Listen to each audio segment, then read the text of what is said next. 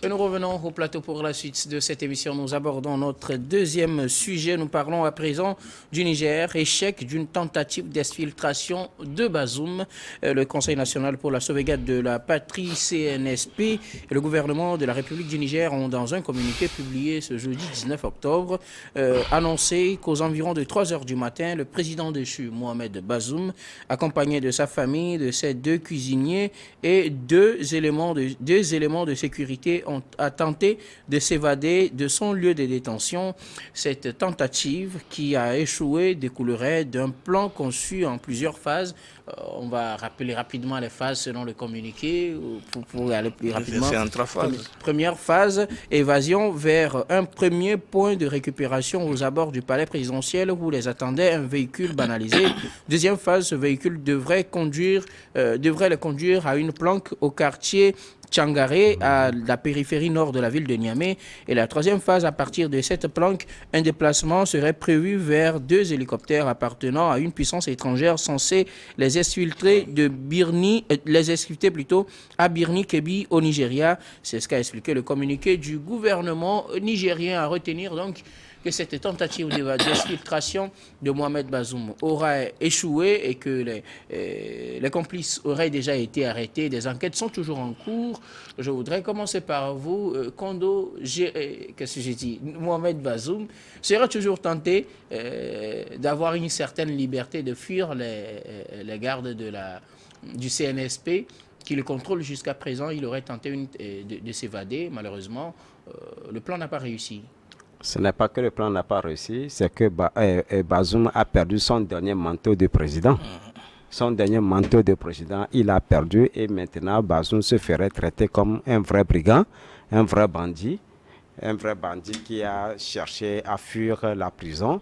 Et désormais, je crois quand même que Bazoum ne sera plus traité comme un ancien président. Donc, je crois quand même que ce plan d'exfiltration qui a été orchestré allait mettre la brouille encore entre le Niger et le Nigeria. Donc, puisque le point de chute de l'exfiltration, c'est à Birkebir au Nigeria. Et ça, je crois quand même que, quoique le Sénat n'a pas accepté que le président nigérien puisse aller vers une attaque militaire contre le Niger. Je crois qu'un plan B, c'est le plan d'exfiltration de l'ancien président déchu du Niger. Pour quel but, pour quelle raison et au service de qui? Là, nous ne saurons le dire pour l'instant parce que les enquêtes se poursuivent. Il y a les commanditaires qui ont été arrêtés. Je crois que le Niger a eu, la junte, quoi qu'on dise, a gagné le pari. Et aujourd'hui, cette infiltration, si ça a réussi, je crois quand même qu'aujourd'hui, ce serait déjà le feu pour cette junte-là de voir Bazoum à l'extérieur, équipé aussi, orchestré tous les coups possibles contre la junte. Ce serait une victoire pour le camp Macron également. Je crois au jour d'aujourd'hui, ça a échoué. Il faut que Macron puisse s'expliquer pourquoi c'est comme ça. Il va falloir que Macron n'a rien à voir. Vous savez, des trucs, mais on n'a pas parlé de Macron. Des sources officieuses ou des sources officielles, on sait quand on ne veut pas dire les choses comme ça se doit, c'est dans les cas diplomatiques. Mais quand Bazoum va quitter le sol nigérien, il irait où? Qui est en train de réclamer Bazoum? Surtout qu'il est français. Qui est en train de réclamer Bazoum? Je crois qu'à partir de cet instant, Macron aurait cédé son fauteuil présidentiel à Bazoum pour que Bazoum devienne président. Nous n'exagérons pas, disons les choses comme ça se doit. Vous savez, chaque État est souverain. Il y a un président qui a été déposé. Ce n'est pas notre chef d'État qui doit donner des leçons, qui doit dire ce qu'on doit faire et qui doit même insulter toute la nation. Est-ce que vous voyez un peu? Dans tout, lorsqu'on va citer Macron, nous ne parlons pas de la France, nous parlons de Macron. en tant qu'individu Justement, citoyen. le nom de Macron n'a pas été donné dans ce communiqué. Et moi, je le cite, si Macron n'est pas d'accord, si Macron n'est pas d'accord, non, si Macron n'est pas d'accord, Macron peut porter plainte contre moi. S'il vous plaît, Monsieur Kondo, Oui. on va se respecter dans ce débat. Macron n'a pas été cité dans ce communiqué. Vous pourrez faire des analyses, mais on ne va pas quand même aller à certains bords, s'il vous plaît. Je ne vais pas à un bord, je ne vais pas à un bord. Nous faisons une analyse en faisant les recoupements d'informations du début jusqu'à présent, ce qui a été dit. Vous savez, Macron ne serait pas à l'aise de dire tout ce qu'il veut dire. Et moi, en tant que citoyen togolais, je ne peux pas dire ce que je dois dire du président Macron.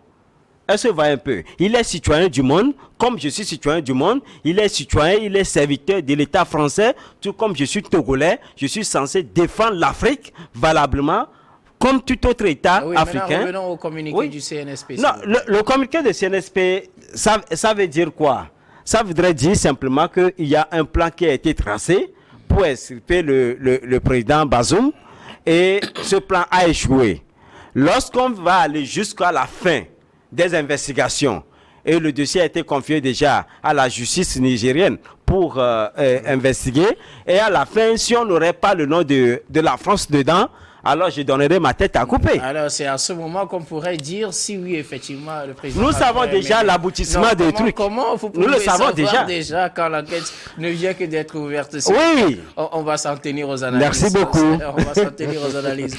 Jérôme, une tentative d'exfiltration de Mohamed Bazoum qui échoue.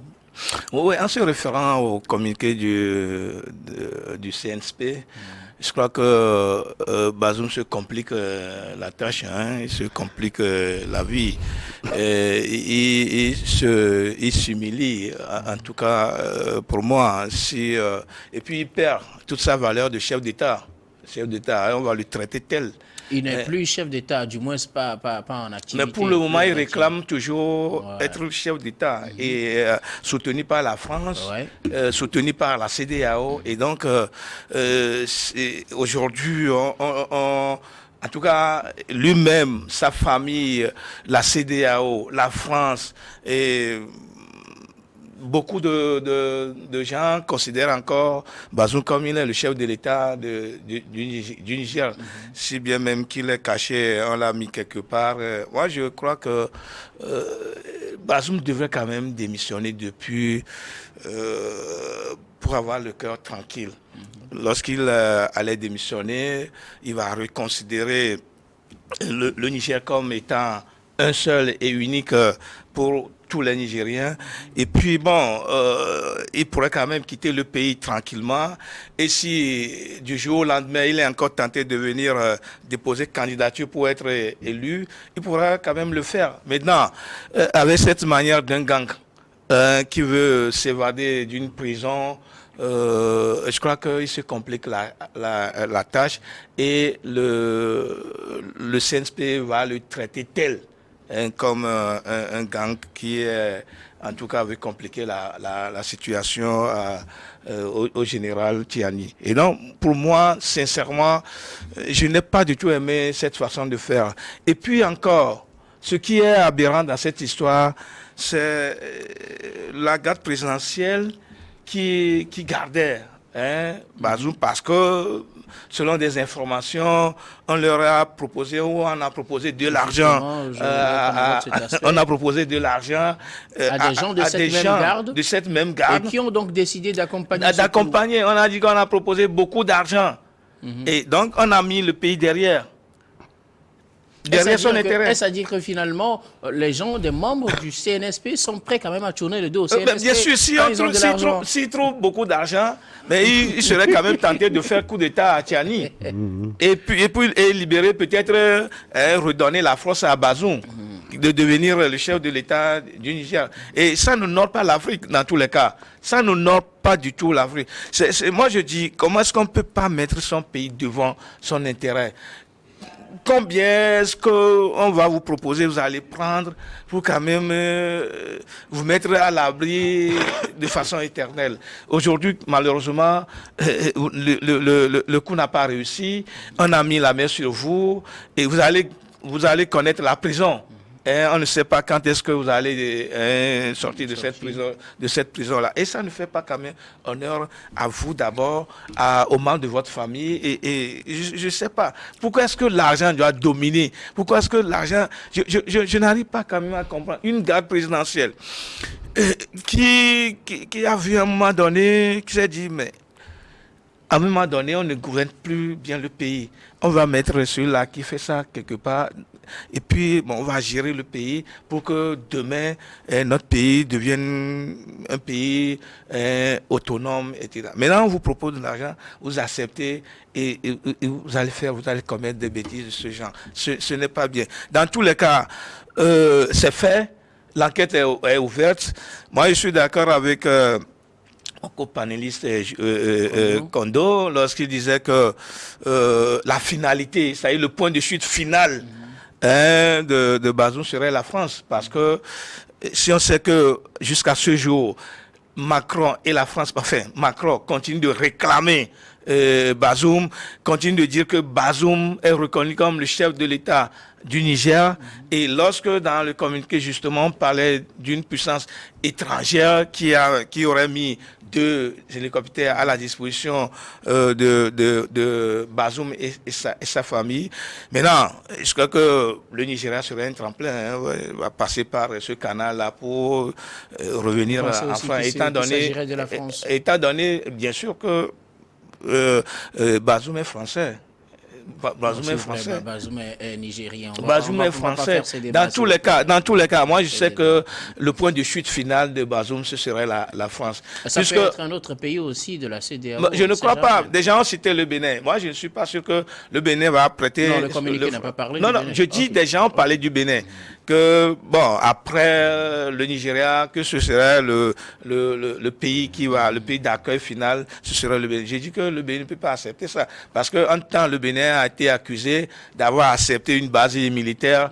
Et le Bénin a nié ce que le Bénin a nié. Maintenant, si le Bénin va accepter accueillir définitivement sur son sol Bazoum, cela veut dire qu'il aurait prêté le flanc et on va reconsidérer on disait sur la base militaire. Tout à fait. Et donc, pour moi, cette façon de faire de Bazoum, ça ne nous l'aura pas. Et je suis sûr que le CNSP va le traiter tel qu'un gang. Parce qu'il a prêté le flanc, tant mieux. Nous bon vent pour lui. Tout à l'heure sur l'avenir de Bazoum au Niger. Alors, Kondo, le communiqué dit quelque part que ce plan a été ficelé. Effectivement, on a donné des acteurs, mais aussi un aspect qui retient notre attention, c'est le fait qu'il y ait des gens de la garde de Bazoum qui seraient complices de cela, des gens à qui on aurait proposé d'importantes sommes d'argent. Est-ce à dire que face à l'argent, les membres du CNSP pourraient aujourd'hui librement trahir le général Tiani? Vous savez, le business politique et le business syndical est monnaie courante en Afrique. Ça se vit et je crois quand même que nous avons pour le moment 3 ou 4 qui? Je ne sais pas. Oui, nous avons 3 ou 4 Burkinabés qui sont là, qui s'affirment aujourd'hui. Ils sont Blaise, c'est pas Blaise Compaoré. Il y a Ibrahim Traoré. Je ne sais pas de quoi vous voulez parler. Je ne sais pas pourquoi le nom m'échappe. L'ancien président du Burkina qui a été assassiné. Thomas Sankara. Nous avons 3 ou 4 Thomas Sankara aujourd'hui. Et nous devons, ils sont des Thomas Sankara, mais je voudrais qu'ils deviennent également John Jerry Rawlings pour pouvoir éliminer tous les ennemis, tous les fils indignes de la nation qui peuvent accepter du continent, qui peuvent accepter de l'argent. Malheureusement aujourd'hui, c'est des pauvres du Niger qui s'essayent de pouvoir survivre au quotidien, qui sont enrôlés dans ces coups maintenant, qui vont pourrir en prison malheureusement. Et je peux plaider leur cause pour dire au général Tiani de bien regarder, de traiter avec clémence ces personnes, mais de savoir qui sont les vrais commanditaires. Et même s'ils sont à l'étranger, de tout faire pour les faire descendre pour qu'ils puissent purger leurs peines sur le sol nigérien. N'est-ce pas une manière aussi de dédouaner ceux qui seraient... Non, vous savez, je ne donne pas, je n'accepte pas la trahison. je ne dis pas que 4 vers à la trahison. Toute trahison est une trahison de la nation, mérite des sanctions passibles. Mais aujourd'hui, quand on le dit, on a promis de l'argent. Est-ce qu'ils ont déjà touché l'argent? Est-ce qu'ils ont voulu aider? Oui, non. Vous savez, moi j'ai vu par exemple au Ghana, par exemple, pour que John Rawlings puisse gouverner, il n'a pas aménagé les traites. Il n'a pas du tout aménagé les traites. Il a pris tout le monde, il les a traités comme tels. Qui mérite la mort, il a été mis à mort. Et c'est ça, je vois que c'est tout récemment qu'on a aboli la peine de mort au Nigeria, au Ghana. Au Ghana, j'ai été même sur le site, j'ai regardé. J'aimerais parler de ce contexte-là. Est-ce que les contextes sont les mêmes aujourd'hui au niveau juridique, peine de mort ou pas? Est-ce que dans ce genre de situation, c'est ce qui est prévu par la loi? Ce n'est pas parce que les gens nous ont poussés à aller vers l'abolition de la peine de mort. Cette peine n'existe plus, qu'ils vont mettre les gens à risque. Ils vont pousser les gens à aller vers les risques en leur proposant de l'argent pour accepter des coups qu'ils ont commandités chez eux. Voilà, c'est des gens qui ont des familles, des enfants qui n'ont rien à cirer, mais qui vont subir toute leur vie. Est-ce que vous voyez un peu? Peut-être aller fouiller un peu dans cette famille, vous allez voir comment cette famille est en train de végéter dans la pauvreté. Ces gardes présidentiels et consorts. Revenons à la question que je posais principalement. Oui. Est-ce à dire aujourd'hui que le CNSP est tel qu'il y a des gens dedans qui, pour de l'argent, sont prêts à lâcher leur maître?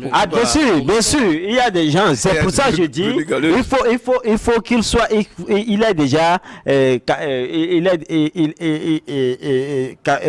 général Tchani est déjà Thomas Sankara. Il faut qu'il recherche encore les qualités d'un rôliste pour bien regarder dans son entourage et bien estirper ceux-là, les mauvais livrets qui peuvent quand même constituer un embûche pour que son sort et les mettre à terre et bien contrôler. Et il doit reconstituer sa garde. Le général Tchani, si cela advenait, ne serait pas en train de vivre la même chose qu'il a fait à Bazoum, parce qu'il était censé protéger Bazoum, il était censé être son garde, et voilà lui qui le dépose, et voilà aussi les gens de son entourage. Non, comme vous l'avez si bien. Son entourage qui sont prêts aussi pour de l'argent à le trahir. Non, comme vous l'avez si bien souligné, les comptes ne sont pas les mêmes. Entre Tchani et Bazoum, c'est un principe.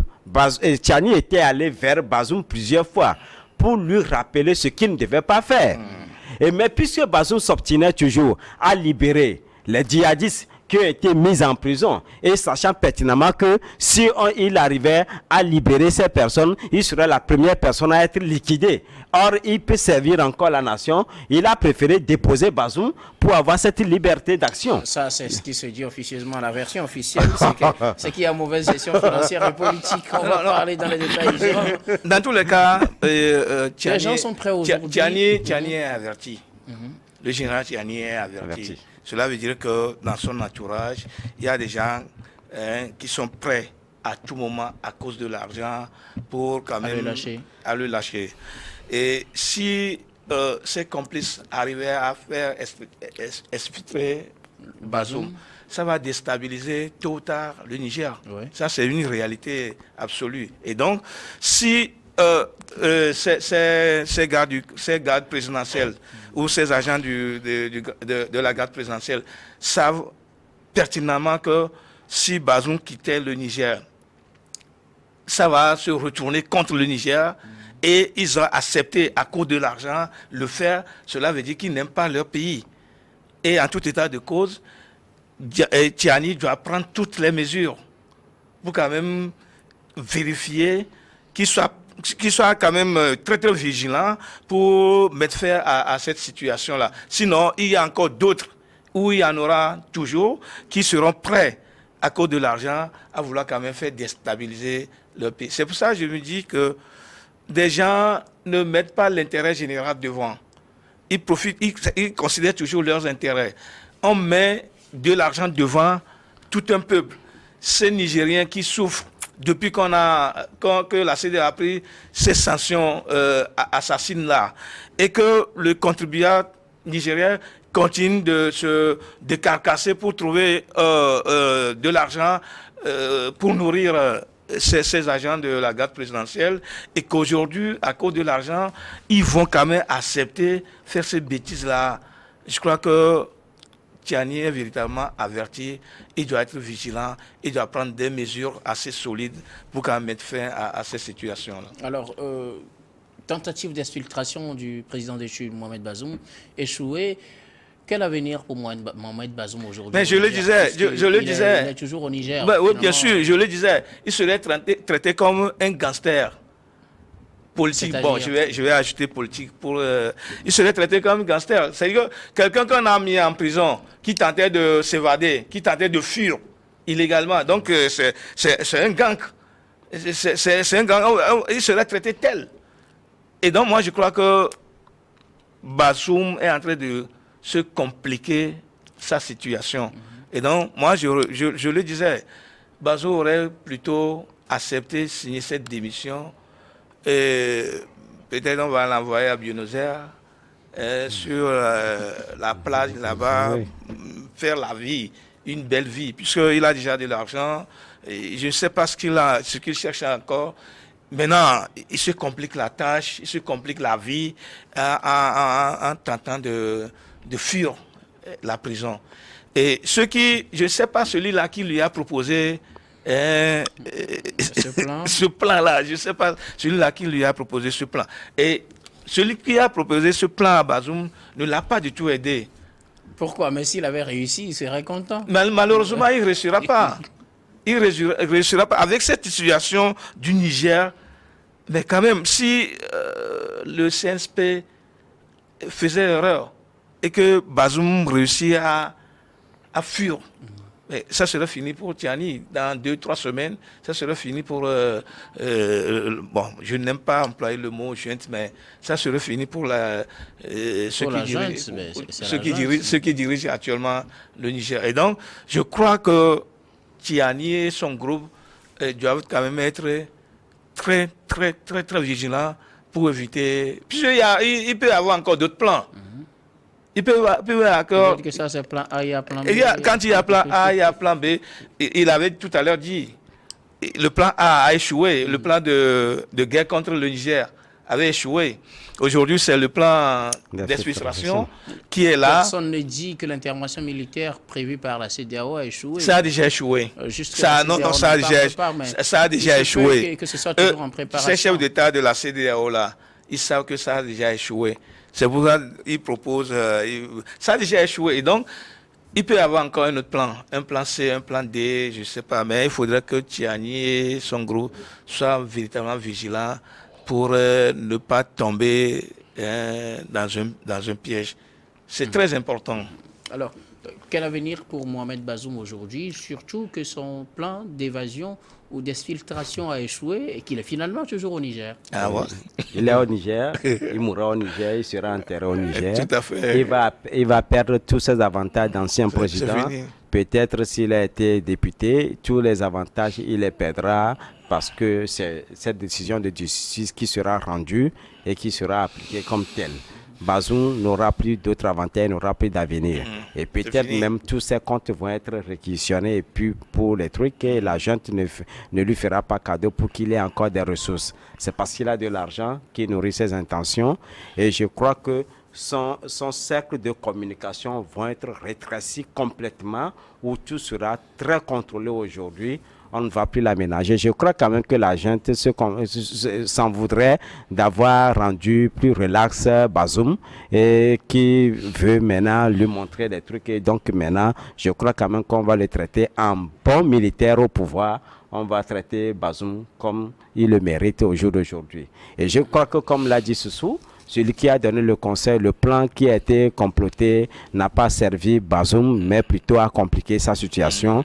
Évidemment, ça ne pourra pas marcher parce que l'argent qui est devant, on penserait que ça peut aller, mais ça ne pourra pas marcher. C'est pour ça que ça n'a pas marché. Si ça devait marcher, ce serait simplement comme bonjour.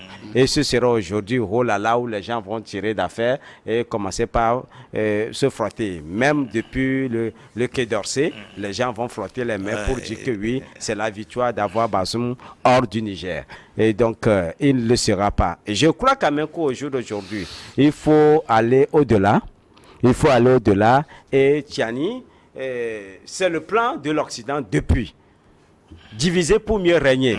Et ce plan, quand ça a été fait, sachant que ça ne va pas marcher, mais qu'est-ce qu'ils ont fait? C'est de créer cette bruit de confiance dans l'appareil gouvernemental du Niger pour que le premier responsable n'ait plus confiance à qui que ce soit. Or, tu ne peux pas gouverner seul.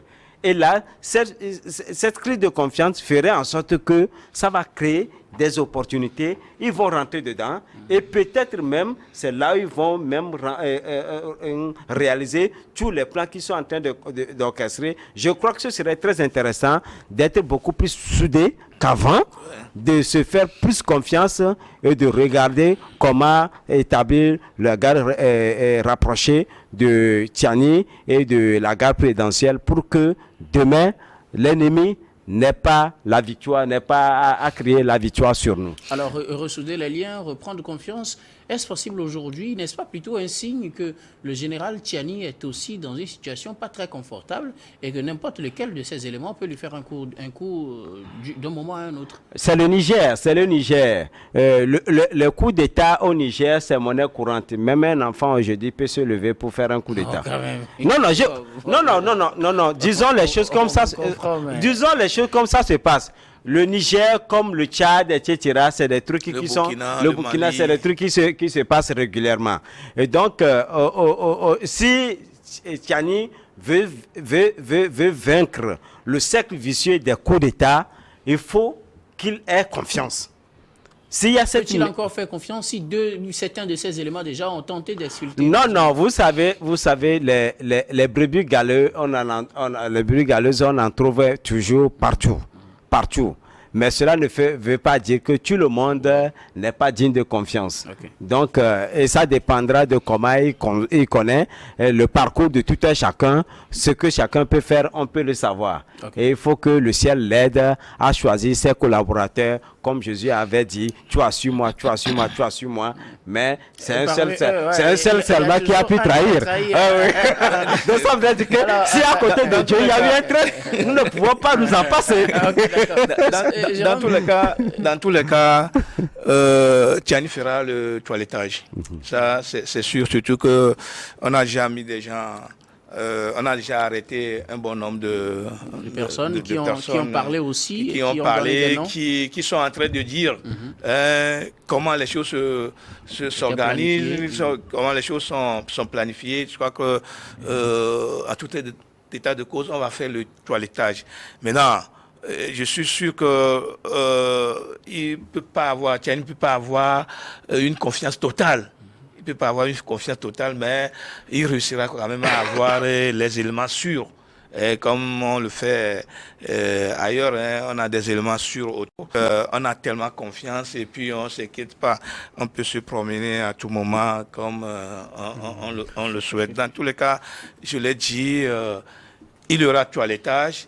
Des gens sont en prison, mais pas pour le moment en prison, des gens sont arrêtés, ils sont en train de parler, ils sont en train de dire comment les choses se feront.